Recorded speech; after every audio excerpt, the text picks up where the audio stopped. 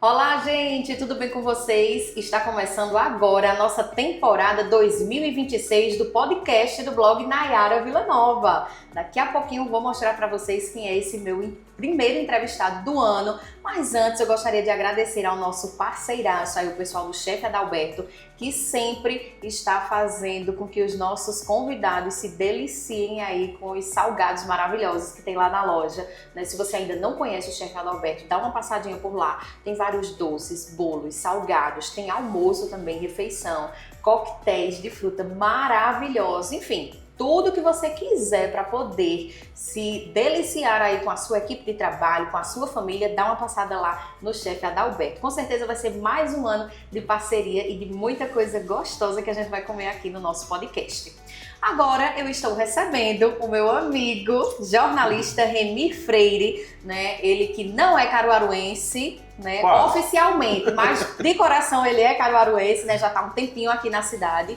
Eu sei que ama Caruaru, né? E a gente vai conversar um pouquinho de tudo nesse podcast de hoje. Seja muito bem-vindo, viu? Obrigada por ter aceitado o nosso convite. Eu que agradeço o convite. Primeiro, uma honra estar aqui no primeiro do ano, né? Verdade. Primeiro do ano, abrindo 2026 aí, desejando, claro, desde já um feliz ano novo para você, né, para todo mundo que acompanha o blog da Nayara Villanova e bora começar. Ô Remy, na verdade você não é caruaruense, né? Conta um pouquinho pra gente da sua história, conta um pouquinho quem é Remy Freire e como é que você veio parar em Caruaru. Então, já está com 8 anos, né, completados agora em 2025.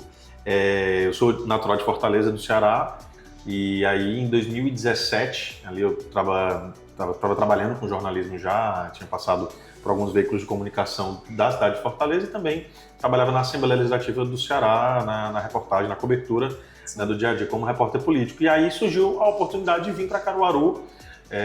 Na época eu conversava com um dos acionistas da antiga emissora que eu trabalhava. E aí, enfim, teve um acidente, infelizmente, né, um incidente com o apresentador da época. E aí me fez o convite para que eu fizesse o teste no piloto para ver se encaixava dentro do padrão, né, da emissora. Deu tudo certo e vim. Vim sem imaginar o que era Caruaru, sem imaginar o que seria Caruaru na minha vida. E fui ficando. Até então só conhecia de nome. Tinha vindo uma vez, né, para conhecer a emissora, olha, inclusive, em um congresso de jornalismo. E gostei muito da cidade, mas assim, toda cidade que você vai a passeio, você quer morar na cidade. Né? Eu falei, cara, que cidade maravilhosa. Mas na brincadeira, eu não imaginava nunca que ia construir família em Caruaru. E aí cheguei em 2017, assim, de cara me apaixonei com pouco tempo, de fato, Caruaru me abraçou de uma maneira. Aí, na época, minha namorada, hoje minha esposa, veio pra cá, a gente teve filho aqui, ganhei título de cidadão de Caruaru, então sou caruaruense. Oficial, tá vendo? E tenho o maior orgulho aqui de me colocar, acho que Pernambuco me abraçou, assim, amo o meu estado natal, minha família, mas já tive a oportunidade de voltar, inclusive, mas Caruaru é minha terra, o Agreste, Pernambuco, não sai daqui nunca. Olha, se apaixonou, pronto, ficou por aqui mesmo, né? Ficou raízes aqui. Com certeza. Remy, hoje, né, você passou um tempão na TV, né? Na TV Asa Branca. Quanto tempo foi? 6 anos e meio, quase. Caramba, né? Então todo mundo aí, com certeza, né, que tomava café aí à noite, né? Era na companhia do Remy Freire, né, Remy, em relação à apresentação lá do AB2. Agora, nesse momento, você está em outra fase, digamos assim, né, do seu trabalho. Não deixando a TV, né, porque você também não tá na TV, tá também na rádio, tá em todo canto. Conta um pouquinho pra gente. E aqui também. Tô entregando currículo, mentira. A nova fase, 2023, né? Essa virada do ano você fica pensando, refletindo sobre a vida. Verdade. E aí eu falei que estava querendo desafios novos, né? Tava já há quase 10 anos, ou 10 anos, né, nas redações de jornalismo, que tem um ritmo um pouco mais pesado, a gente sabe, fim de semana, feriado.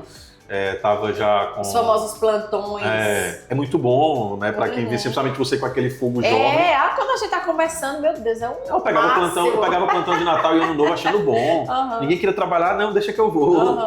Mas aí chega uma etapa da vida que você continua amando o trabalho, mas você tem outras prioridades. Eu estava casado, eu tinha acabado de ter tido filho em 2022, e aí você começa a refletir um pouco, que eu não conseguia dar o tempo que eu queria para minha família, estava desgastado também com algumas questões, né, da própria emissora, enfim, e aí eu quis viver um desafio novo. E aí foi quando conversei, me coloquei à disposição e recebi o convite de volta, né, do Andrezinho, bastante conhecido aqui em Caruaru também. e aí deu match, né? Na hora, quando eu falei da vontade de ter um novo desafio, depois eu tenho um, vem, né? E aí entrei na comunicação. Entrei na comunicação pública e tá fazendo 2 anos já, agora em fevereiro. Passa rápido. 3 anos. Caramba, que massa. Então, de fato, foi algo que você começou a trilhar, né? Na verdade, você já tinha feito esse trabalho na Assembleia, né? De certa forma, né? Trabalhando assim com política também, gestão. E agora você está também, né, bem atuante, digamos assim, né? Acompanhando bem de perto os serviços que têm sido feitos aqui no nosso estado de Pernambuco. Lá no Ceará, na TV Assembleia, né? Eu trabalhei em alguns veículos da própria Assembleia. Sim. E aí era TV Assembleia, a revista Assembleia, né? A Rádio Assembleia também tive algumas participações, mas eram coberturas da casa. É uma comunicação pública que é diferente, né? Para explicar para o seu telespectador, para o seu acompanhante do blog. E quando tive a oportunidade de trabalhar agora nos últimos 2 anos, é assessoria, a estratégia da comunicação pública, então é uma pegada diferente, mas tem sido muito prazeroso. Eu entrei de fato por convicção, né? Acreditava muito na gestão, acredito, na verdade, na gestão da governadora Raquel Lira, tive a oportunidade de conversar com ela na época, né? Ela fez o convite também, se colocou assim, aberta, disse que eu seria muito bem-vindo, então eu acreditei, eu até brincava com minha esposa na época, quando eu conversei com a governadora, que ela disse que eu seria bem-vindo, eu vou trabalhar de graça, ela, não, calma. Peraí. Mas você trabalhar com política, você tem que ter essa convicção, a paixão a gente tem que ter onde a gente estiver, né? Mas eu acho que na política, principalmente quando a gente trabalha com a política de mandato, a gente tem que acreditar no projeto. De fato, eu acredito, estou bem feliz nesses caminhos que eu trilhei. E aí veio também o desafio da rádio. Foi. A rádio entrou no meio aí também. Voltou, né? A rádio eu trabalhei aqui em Caruaru, minha trajetória toda foi com televisão. Sim. Né? Meu primeiro estágio foi em televisão. Nem tinha feito cadeira de televisão, já estagiava em televisão. Mas quando eu cheguei aqui, eu passei um tempo na TV, foi quando eu entrei na CBN, em 2018. Então passei 5 anos direto, todo dia no ar, na TV e na rádio. E aí você imagina o choque de você sair 100%, né? Verdade. Foi muito bom durante um determinado tempo, estava muito feliz, né, onde eu estava, mas eu ficava com aquela saudade de estar no ar, né, de ter essa interação com o público, né, de poder conversar. E eu, cara, que vontade. E aí, em junho, no São João, eu tive a oportunidade de me aproximar de Júnior Almeida, né, que é o diretor-geral da Rádio Cultura. E aí, conversando com ele, a gente acabou estreitando laços. Deu match também. Foi, deu match. Eu falei pra ele, eu tenho muita vontade de voltar, mas eu não tenho tempo. Aí ele, enfim, conversa vai, conversa vem. Vamos ajustar. É só sexta-feira, né? Ficou fora do horário de trabalho, deu super certo também. Você já foi lá, já, né, com por 2 vezes, espero que tenha gostado. Então... É verdade. E aí entrou a TV também. Foi. Minha gente, que horas eu dorme? Ela disse assim, tá bom, Deus amado. Ela disse assim, olha, já tu tá com 3, então... É quase o do seriado, como é o nome do seriado? O Cris. O Cris, é o pai do Cris. Mas ele tem 2. Já tá passando o Cris, o pai do Cris. Vou entregar meu currículo. Vai, diz. Eu tô com um domingo livre, qualquer coisa. Não, a TV foi uma paixão. Foi assim, um namoro durante meses, né, com o Thiago Azevedo, que é secretário de comunicação, também deu match, mas esse demorou. Sei. Foi uma conquista lá e cá. Um negócio mais... Ele conversava, enfim, aí, não, mas não dá certo agora e tudo, porque, obviamente, minha prioridade é o governo, né, tem sido assim desde que eu entrei. Sexta-feira à noite, né, um horário flexível, eu estava na rádio, e aí quando a gente começou a conversar, ele, não, queria que você apresentasse um programa X todos os dias. É impossível, eu não consigo me dedicar, não vou entregar, ou eu vou falhar lá ou eu vou falhar cá, né, eu não queria me comprometer em algo que eu não pudesse entregar bem. E aí foi quando a gente foi costurando e surgiu a ideia do programa semanal, um programa de entrevista, que eu vou te dizer, eu tinha muita vontade de fazer um programa de entrevistas. Porque no jornalismo a gente não tem a oportunidade, às vezes, de fazer uma entrevista longa. Isso, verdade. Né? A gente faz ali... Por isso que eu também sempre tive muita vontade de ter um podcast, para poder sentar e conversar. É ótimo. Mas é legal. E você ouvir histórias, né? Enfim. E aí foi que a gente começou a conversar, a construir e surgiu o programa que tem uma relação política, que é muito bom, porque no jornalismo a gente tem aquele papel de acabar cobrando as autoridades. Isso. No meu caso, eu não é cobrando, mas sendo um meio, né, de trazer um pouco da transparência do que essa pessoa, esse representante do poder público, né, com mandato, muitas vezes, ele tem, de experiências pessoais, mas também do exercício do cargo. A gente conseguiu construir algo legal, é o meu mais recente projeto, né, de outubro para cá, tá com 2 meses e meio, mas tem sido também, graças a Deus, bem recepcionado. Que coisa boa. E esse ano, né, é um ano aí que promete, né, principalmente para quem trabalha no governo, né, porque é ano de eleição, é ano de Copa também, né, ou seja, muitos eventos acontecendo ao mesmo tempo, né, qual a sua expectativa aí para esse ano 2026? Muito trabalho, né, com certeza? Muito. Eu gosto, eu fico preocupado algumas vezes, como é que eu vou dormir, né, como é que vai ser, mas... Além disso, minha gente, ele tem 2 meninos para tomar conta, 2 meninos em casa. É o melhor trabalho. E minha esposa faz faculdade, trabalha, tem os meninos, a gente vai se acertando. Eu digo para ela assim, quando a gente fica meio apegado do gerenciamento de tempo, aí eu pense bem que isso é uma fase, a gente está construindo para colher lá na frente, mas é muita dedicação dela, né, principalmente com a educação dos meninos, e eu lá correndo atrás também do ganha-pão para trazer tudo para casa, a gente construir tudo junto. Mas 2026 eu acho que vai ser um ano atípico, né, eu estava falando, vai ser um ano que vai passar muito rápido. 2025, eu não sei se tem essa percepção. Às vezes eu acho que passou rápido, às vezes não. Mas 26 a gente começa, agora em janeiro, já é um mês mais curto, porque tem muita gente que vai pra praia, passa um pedaço do tempo. O ano nem começa direito no mês de janeiro. Fevereiro tem carnaval. Já no comecinho, já em cima. Esse ano no comecinho de fevereiro, já talvez em meados de março, comecinho no máximo de abril, já tem a Semana Santa. Depois tem São João, Copa e eleições e acaba o ano. É verdade. Então vai ser um ano que com certeza vai passar muito rápido e vai ser muito prazeroso, porque são grandes eventos. O carnaval em Pernambuco, indiscutivelmente, é um dos melhores carnavais do Brasil. Tem na região metropolitana um carnaval mais forte, mas tem Olinda, Bezerros, a gente sabe o potencial. Tem um pré-carnaval daqui, apresentei com você no ano passado. Verdade, foi isso mesmo. Foi massa. Foi massa. E aí tem a Copa do Mundo, eu acho que vai ser um divisor, né, de águas aí para os amantes de futebol, mas todo mundo se envolve, até quem não gosta de futebol. Com certeza, todo mundo fica ligado. E as eleições que eu acredito que toda eleição se gera expectativa, né, natural, porque quem não gostou do governo A, o governo B, quer a renovação, né, mas há um tensionamento político claro, no Estado, né, nos municípios, né, que fervem também com representantes aí da Câmara, da Assembleia e na nacional, né. Acho que o nacional começou um governo e já está se pensando no outro. É verdade. Então vai ser, espero que seja um ano de paz também, porque tem muita gente que briga. Né, é verdade, eu acho que as últimas eleições, principalmente as nacionais, né, foi muito isso, né, aquela coisa assim, muito a ferro e fogo, né, ou é 8 ou 80, né, ou você é desse lado e todo mundo lhe odeia, né, do outro lado, ou você é desse outro lado e o resto do mundo não existe, e eu acredito que tenha sido, principalmente nas redes sociais, né? Porque a quantidade de farpas trocadas que a gente viu nas últimas eleições, né? Principalmente nas redes sociais, foi muito mesmo, né? E é muito triste, viu? Porque a gente sabe que o brasileiro ele é acolhedor, brincalhão, a nossa fama internacional até. É verdade, né? A fama de um país feliz. E aí o tensionamento da política é tão grande que ali, eu vi agora, nesse caso da Venezuela, opiniões distintas, eu acho que cada um pode ter sua opinião, mas um chamando de burro e assim, sabe, é um tipo de agressão que eu acho que não é válido. Famílias que brigaram em 2018, brigaram em 22, verdade. Né, e não sei se em 26. Amigo que se intriga, né? E gente que faz aposta, né? Pega não sei quantos R$1.000 e aposta e não sei o que, e depois perde a aposta, aí fica querendo morrer. Realmente... Pode ser um ano de fato que ele cumpre um objetivo, que é ser a festa da democracia, né? Isso. É o momento que a gente tem maior, né? Porque a gente tem um poder de cobrança ao longo de todo o mandato, mas que a gente possa de fato refletir sobre os representantes, ver o que é melhor, né, para cada um e possa de fato escolher os nossos representantes. E tem essa expectativa aí em questão ao Bolsonaro, né? Bolsonaro não tem condições de se candidatar. Né? E aí já tem algumas especulações de que ele iria colocar o filho, né? Acredito que você tenha visto isso.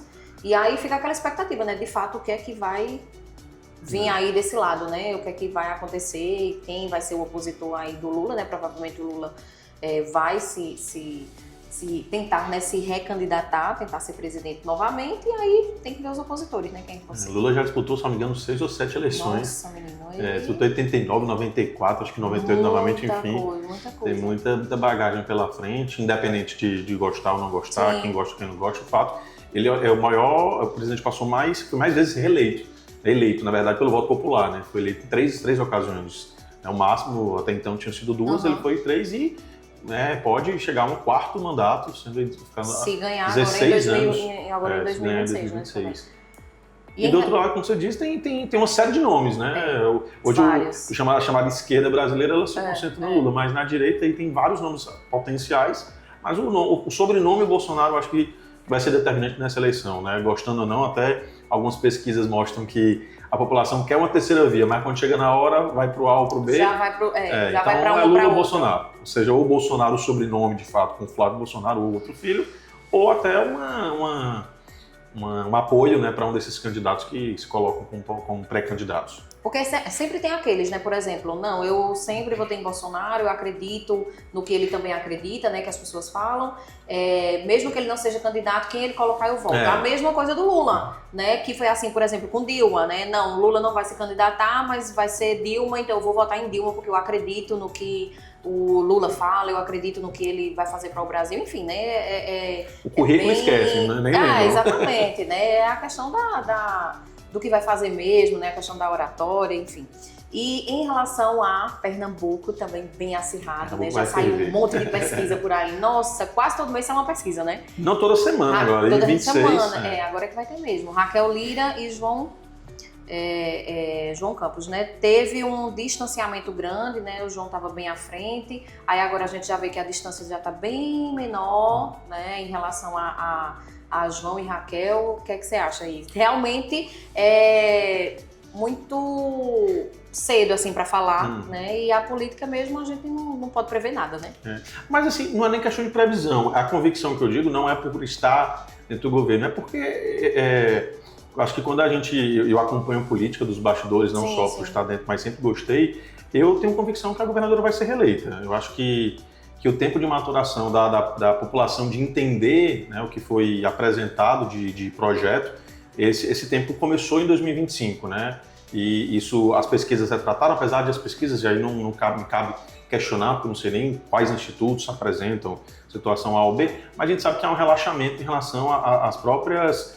esse próprio acompanhamento, por exemplo, dos tribunais eleitorais. Já em ano de eleição, não, aí o negócio muda. Aí é diferente. Aí a gente vai ter, acho que agora em 26 que a gente vai ter propriamente a realidade de fato, porque os institutos têm que atender essas demandas. Por exemplo, a gente sabe que durante o período de campanha você não pode fazer pesquisa pelo Instagram, né, porque isso pode ser encarado como uma pesquisa irregular.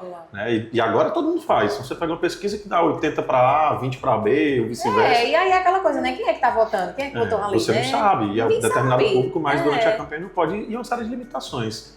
Mas eu acredito que a governadora, ela conseguiu apresentar um projeto que era o que ela tinha se proposto durante a eleição, de mudança. De mudança, inclusive, de enfrentamento a gargalos históricos de Pernambuco, né? Eu vou citar só Caruaru, que a gente tem essa propriedade maior, por você, do tempo que você teve, principalmente no tempo das emissoras. Muito. Quantas matérias você fez ali na BR-104, falando ali na altura da PS-160, que uma obra praticamente abandonada há 10 anos e teve a conclusão. Hospital da Mulher, quantas matérias a gente chamou falando, né? 10 anos também de espera. O Complexo da Polícia Científica, né? O outro que está para meados de ser entregue agora em fevereiro. Então, assim, foram gargalos aqui da região que o próprio aeroporto, né, que tem um projeto agora consolidado, que em breve deve começar de fato as obras. Então a gente teve muita obra de fato aqui, né, na região, na capital. A questão da água, né, se imaginava que o sonho das águas do Rio São Francisco chegar ao Agreste parecia algo distante, porque não se tinha andamento, por exemplo, da adutora do Agreste. Lá, o Arco Metropolitano, que é a maior obra dos últimos 20 anos, né, tirando a BR-232, que teve a duplicação, mas é um projeto que está em curso. Então, eu acredito que tudo isso já está sendo visto pela população e até parafraseando um pouco o que a governadora fala, a população pernambucana não vai me faltar. Eu acho que é um pouco disso mesmo, eu acho que há esse reconhecimento. Né? Do outro lado, há uma oposição fortalecida, né?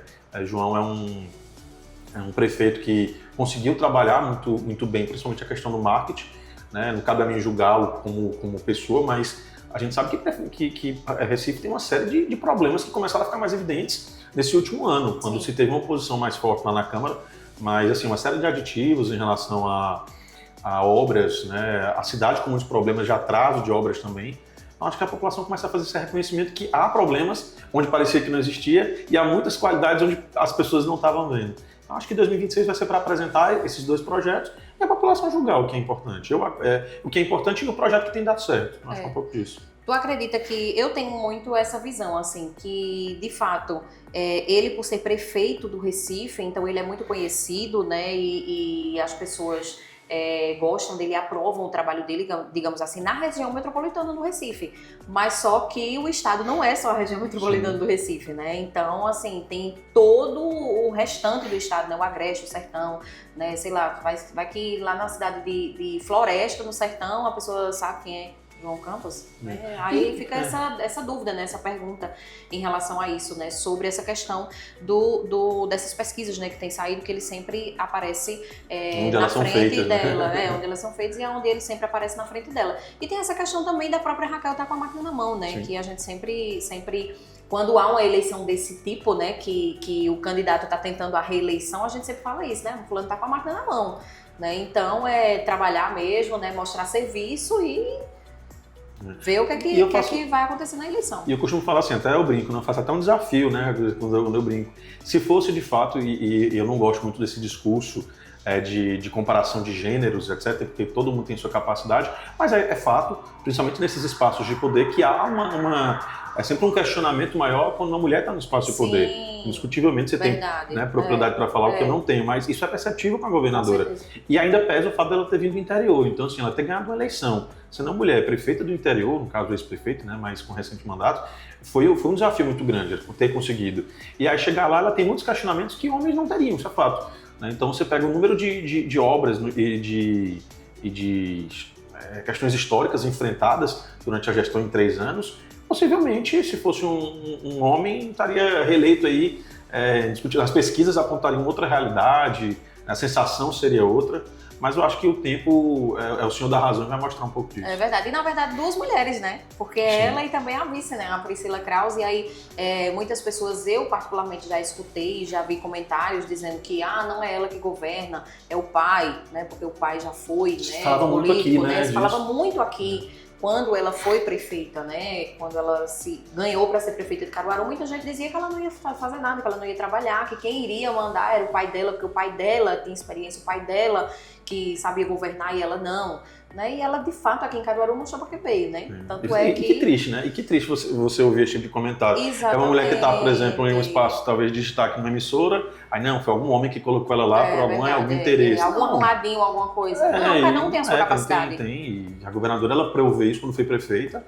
E, indiscutivelmente, eu lembro quando eu cheguei, eu ouvi muitos desses comentários, e é impressionante. E eu acredito que o seu público, grande maioria daqui da região, eu digo sem sombra de dúvidas, quem conhece a governadora sabe. Né? Mostra que ela é para trabalhar, né? não para, e como ela se transforma até na eleição, né? As eleições de 2024, você via quando ela percorria as ruas, ela tem um gás, uma energia a mais para apresentar. Para acompanhar aquele ritmo dela. Não, e todo mundo fala, viu? Todo mundo fala. Até a Priscila Krause, que é a vice-governadora, olha para ela, o seu ritmo ninguém aguenta. Acho que a turma vai adoecendo ali, ela toma alguma vitamina para... E vai, nem adoecer. Aquela coisa, não posso adoecer, né? Nem adoecer. Eu só vi uma vez ela com uma voz rouca em um evento. Tá vendo? Aí ela, olha, eu tomei uma injeção aqui para melhorar. Tá bom. Tem que ser porque não pode parar. Olha, e a gente vê isso muito na Câmara também, né? A representatividade de mulheres na Câmara, meu Deus do céu, é irrisória. Aqui em Caruaru, na Câmara Municipal, eram 4 vereadores, exatamente. Né? Tinham de fato, né, um número bem considerável. Que já era pouco, porque são 23. Eu não lembro agora o valor exato, eu já fiz alguns comentários a respeito, nas câmaras nas câmaras municipais, né? Se não me engano, a representação não chegava a 20%. A maioria das câmaras. Você vai para a Câmara Federal, né, no caso dos deputados, também um número baixíssimo. Deputados, eu acredito que tinham 3 ou 4 deputadas, dos 49, então assim, um número muito atípico. É um cenário para ser explorado. E é por isso que até a governadora e a vice também falam, elas assim, eu não quero ser a primeira, apenas uma governadora mulher, eu quero ser a primeira de muitas. Eu acho que abre um pouco de caminho quando você vê mulheres. Com certeza. Eu acho que você exerce isso, com certeza, com mulheres que estão na faculdade, meninas que estão na faculdade e vê, né, que você entrou no jornalismo, virou empreendedora, enfim, eu acho que acaba, quando essas mulheres ocupam esse espaço, mostrando que é possível. O exemplo disso são as secretárias, né? Tem muitas secretárias no governo, né, de Raquel. E assim, secretárias importantes, né? Não só a secretária da mulher, né, que é a Juliana Gouveia, né, que é daqui também maravilhosa, mas também, né, de outras pastas também, né, muito relevantes também em relação a isso, né? Saúde é mulher, o comando da polícia, um dos comandos também era mulher, não sei se continua, mas existem vários espaços ocupados. Aí a vice, né, enfim, tem várias mulheres que ocupam esses espaços e, de fato, mostram a competência, né? Mostram que é possível também ocupar uma paridade de gênero hoje no governo. É verdade. Agora vamos mudar um pouquinho de assunto. Vamos falar, ó, esses dois assuntos que a gente está falando, política, agora a gente sai da política e vai para o futebol. Eu sei que você também tem um pezinho no futebol, gosta de futebol, gosta de falar sobre isso. Em relação à Copa, quais as suas expectativas? Será que o Brasil leva? A gente se ilude, né? A gente se ilude. Futebol é de ilusão, é feito de ilusão. A gente fica nessa... toda a Copa do Mundo é possível, dá. Né? Hoje, analisando racionalmente, eu acredito que a seleção passa longe de ser a favorita. Mas quando chega na época, e é fato, a gente tem a seleção com jogadores que ocupam vagas de titular nos maiores times do mundo, Real Madrid, né, Manchester, enfim.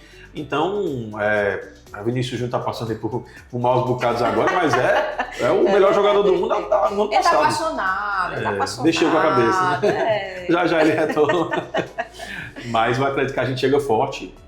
O técnico, né, italiano Carlo Ancelotti, não teve muito tempo também para implementar ali a sua filosofia de trabalho. É aquela coisa, vai trabalhar com o que tem, né? Vai trabalhar com o que tem e... Mas eu acho que a experiência pesa. É porque o brasileiro é muito saudosista. Eu sigo algumas páginas de futebol, sim. A gente vê os gols da época dos inícios dos anos 2000, da década de 90, você vê aquela golaço do cara jogando na Portuguesa, né? Sem menosprezar a Portuguesa, mas a Portuguesa, o cara faz um golaço assim que você vê hoje, você não vê um cara do Real Madrid fazer, por exemplo. Você, poxa, o que aconteceu com o futebol? De fato, o futebol não é mais aquele futebol arte, o nosso principalmente, mas o Ancelotti, ele tem um modelo de jogo diferente que deu certo, que é mais retranqueiro, deu certo lá no Real, quem sabe dá certo a gente chega no Hexa aí. Eu fico na esperança. Pois é, estamos todos confiantes nisso, né? Olha, Remy, com certeza você deve ter acompanhado, né, no finalzinho do ano, aquela confusão toda que aconteceu lá em Porto de Galinhas, né, com aquele casal de turistas, né, que foi agredido, né, a gente vê nas imagens realmente Sim. que eles foram agredidos, né, por alguns trabalhadores lá de barraqueiros, né, de lá da praia. E eles disseram, né, o lado deles foi que de fato, eles tinham combinado um valor, né, para poder usar o aluguel, digamos assim, né, do sombreiro, da mesa e da cadeira. Tinham acordado um valor e na hora de pagar, né, o pessoal cobrou a eles bem mais caro. Você já passou por isso? Graças a Deus, não. Eu fui em Porto de Galinhas. Mas lá em Fortaleza, geralmente tem esse negócio assim do pessoal cobrar? É bem diferente, não sei se você teve a oportunidade de ir lá. Não conheço Fortaleza. Fortaleza, as praias que tem lá, principalmente, elas são praias com... barracas bem estruturadas. Quando eu digo bem estruturadas, são grandes barracas. Sim. Não são aquelas cadeiras que você senta geralmente na praia. Elas têm concessão do poder público, né? Então, assim, elas têm uma estrutura de piscina, né? Enfim, estrutura bem ampla. E não é um guarda-sol, é aquela meio que coisa de palha, um guarda-sol maior, com as cadeiras e mesas de plástico mais estruturadas. E aí, agora a gente acompanhou muito sobre o direito do consumidor, você pode sentar lá e não pagar nada, não tem nenhum tipo de cobrança. Se houver, você pode fazer a denúncia. Mas eu nunca vi nenhum episódio desse. Geralmente você vai, consome alguma coisa, não existe consumação mínima. Eu nunca tinha me deparado com essa situação, não. É o paraíso. Mas assim, eu fiquei bastante assustado, porque a gente sabe o paraíso que é, Porto de Galinhas, Pernambuco tem as melhores praias do Brasil, e a gente acabou trazendo um cartão de visita muito negativo. Né? Nos primeiros dias do ano até se falou sobre uma queda da questão da turística, e a gente espera que isso não aconteça, porque isso prejudica todo o município, né? Toda a região ali de Porto de Galinhas, sem necessidade, porque não foi todo mundo. Né? Se é uma prática desse tipo de cobrança, que agora é identificado que há esse problema, com a denúncia que possa ser evitada. E as agressões... de fato, todo mundo está dizendo, né, que agora, né, vai haver uma fiscalização maior e que, de fato, eles não vão fazer essa cobrança. Eu acredito que é aquela coisa assim, sabe, o se colar colou. Tipo, todo mundo estava cobrando, todo mundo estava fazendo e ninguém estava reclamando e tudo bem. Aí, de fato, precisou acontecer um caso grave como esse, né, para essa história ganhar uma repercussão nacional, né, porque ganhou uma repercussão nacional mesmo, né, vários portais e várias emissoras de televisão falando sobre isso, para se colocar esse assunto na mesa, né, até a governadora mesmo também fez uma declaração em relação a isso, né, sobre lamentando, né, o que aconteceu, lamentando o fato e que, de fato, isso deveria ser apurado para acabar, né? Virou uma coisa cultural lá, pelo que eu entendi, né? Eu só tive a oportunidade de uma vez, Porto de Galinhas, mas não acabei não ficando, fui para Maracaípe, que é pertinho. Tava cheio o espaço lá e eu não fiquei. Mas, pelo que deu para entender, era uma coisa cultural, a cobrança. E assim, ele se sentiu no direito como se eles, né, alguns barraqueiros, estivessem sendo lesados pelo fato de não terem pagado. Algo que não pode. Mas ele não consumiu, porque a justificativa foi assim, não, mas é porque a gente cobrou um valor dele e ele não consumiu, então ele teria que pagar um valor maior, veja. Primeiro que isso teria que ser explicado, segundo que não poderia haver nem a primeira cobrança, quanto mais a segunda. Isso. Né? E a matéria nacional, né, que saíram, as matérias nacionais, mostraram que essa não é na realidade de Pernambuco, né? A gente viu o Prazo do Rio, lá de Santa Catarina, foi feito um levantamento e várias também tinham esse consumo. Aí até mudava de nome, é o Day Use. Não, na verdade não existe. Não tinha nenhum serviço diferente, era para você usar uma barraca. A gente espera que tenha essa consciência, que eu digo, é uma cidade, uma região linda, né, com potencial turístico imenso, e que ele possa ser aproveitado e que a gente continue fazendo o que a gente faz aqui em Caruaru e em outras cidades, recepcionando bem o turismo. Bem, com certeza. E existe eu acredito que existe até um agravante, porque eu acredito que alguns desses profissionais, se eles percebem que é um turista, né, tipo assim, de outro estado, né, se for uma pessoa ali que se for de Recife, vamos dizer, tal, sei lá, R$50 o valor, mas se for um turista que ele percebe o sotaque, que ele percebe que ele é do sul, que ele é não sei da onde, né, então eu acho que eles aplicam mais ainda. Né? E eu tava vendo... Eu tenho essa impressão. E existe aquelas páginas de Instagram, né, que fazem esse tipo de brincadeira, aí eu vi um cara, ele com a fisionomia toda de japonês, né, falando inglês, aí ele perguntou quanto era uma água, cara, R$20, uma água, uma garrafa d'água.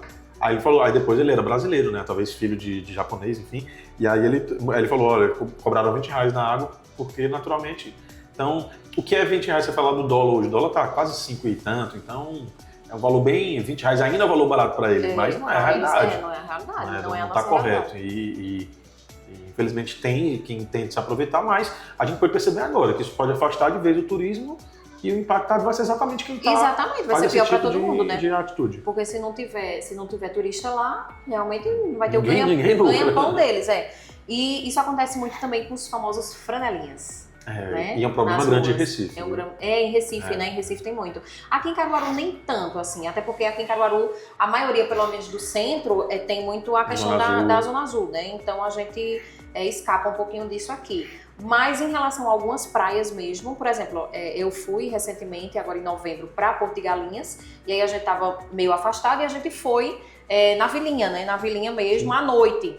E aí, meu marido pagou R$30 para estacionar o carro na rua, no meio da rua. Porque tinha um cara lá, né, perto, chegou aí, R$30. Você tem que pagar antes, né? Você paga os R$30 para poder deixar o carro. Gente, é um absurdo no meio da rua, como assim? Aí, às vezes, a pessoa paga justamente porque fica com medo, né? Porque você não sabe quem é aquela pessoa, se realmente tem uma boa índole, se não tem. Às vezes, você chegar, o seu pneu tá furado, o carro rasgado. Então, de certa forma, a gente fica meio que refém mesmo, né? Fica à mercê desse pessoal e, tipo, não, vou pagar pra não ter nenhum problema depois. E é um crime de extorsão, né? Exatamente. Porque assim, falar, é legítimo olhar o carro e guardar o carro, veja, o carro tá na rua, mas de bom grado o cara diz assim, olha, eu vou olhar... vou limpar alguma coisa, é um tipo de serviço que você pode trocar por um valor. Agora, quando você meio que coloca em uma situação de uma prévia ameaça, praticamente, é uma situação. Por isso que tem que ser denunciado em Recife, tá com um grande problema em relação a isso. Eu vi até um deputado lá da deputado estadual, né, que é policial militar, ele tem gravado alguns vídeos nesse sentido e mostrado. Inclusive, essa semana ele até fez uma prisão, porque os caras insistiam na extorsão de pessoas que vão estacionar. E quando você fala, não vou pagar não, e aí, vai pagar não, aí junta 2, 3, então, sim, traz uma sensação de insegurança, então isso tem sido combatido, claro, e o poder público tem sua atuação nesse sentido de combater, né? Parques, por exemplo, também, né? Dentro de parques você tem que pagar um valor para uma pessoa que está olhando o carro. É um absurdo. E muitas vezes o que é que acontece? Você vai, estaciona o carro, e quando você volta, não tem ninguém olhando o carro, né? Quando você volta, não tem ninguém, não. O seu carro tá lá, você já tá feliz. Mas olhando mesmo o carro, não tem ninguém. Bom, chegamos ao fim da nossa conversa. Realmente foi um bate-papo legal para conversar o ano. Mas você é de casa, gente. É só dizer assim, Nayara, eu quero ir outro dia lá. E a gente marca e você vem novamente. Mas é muito bom, né? É muito bom a gente reencontrar os amigos e ter esse bate-papo legal, principalmente jornalista, porque jornalista gosta de conversar sobre tudo, gosta de trocar ideias, né, Remy? Então, que o seu ano de 2026 seja muito próspero, né? Seja maravilhoso, com muito trabalho também e colhendo muitos frutos aí do esforço que você tem feito, né? Por você, pela sua família, viajando praticamente todo dia, né, Caruaru, Recife, né? Eu sei que é bem complicado aí a sua agenda e obrigada, né, por ter deixado um tempinho aí do seu descanso para poder conversar aqui com a gente. Você chamou, você não disse nem um dia, eu falei, não, topo, é um prazer, né? Eu sou um admirador seu, isso é fato. Eu cheguei aqui em Caruaru, você já se destacava na televisão, então, né, éramos concorrentes durante um determinado tempo. Verdade. Mas eu acho que os caminhos do mercado acabaram aproximando a gente, enfim, de fato, admiro o seu trabalho, parabenizo pelo blog, né, o Jailson, Sandra também, né, todos que compõem aqui, né, o blog Nayara Vila Nova, também a Ângulos, enfim, e fico aberto a novos convites, agradecendo a você e também desejando mais uma vez feliz ano novo aí, 2026 próspero para todo mundo. Um ano de desafios, porque é bom que a gente aprende os desafios, mas um ano de vitórias, inclusive da seleção. Oh, meu Deus, vamos lá, amém. Obrigada, viu? Olhe, e você, muito obrigada, viu, pela sua paciência e pela sua audiência aqui. Não esquece de ficar sempre de olho aqui no nosso YouTube, porque toda semana a gente tem um episódio novo aqui do nosso podcast. E claro, também lá no Instagram a gente traz alguns momentos especiais aí dessa nossa conversa, tá bom? Então, tchauzinho, até semana que vem.